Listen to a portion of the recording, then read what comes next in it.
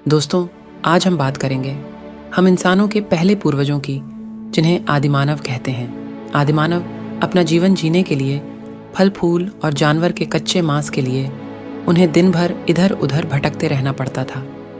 जब आदिमानव हुआ करते थे तब चारों तरफ जंगल ही जंगल था।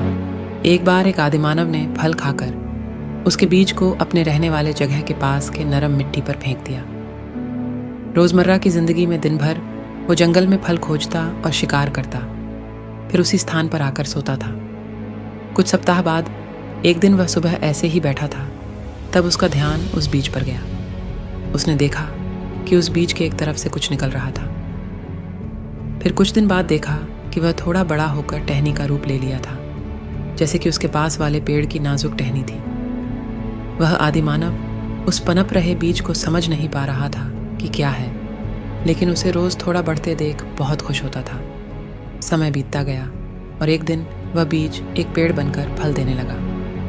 वह आदिमानव बहुत खुश हुआ और उसे समझ में आ गया कि किसी भी फल का बीज मिट्टी पर छोड़ने से एक दिन वह फल देगा।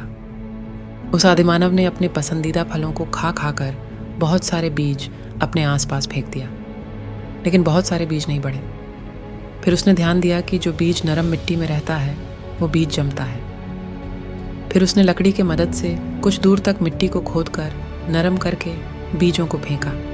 फलस्वरूप पहले से ज्यादा बीज जमा।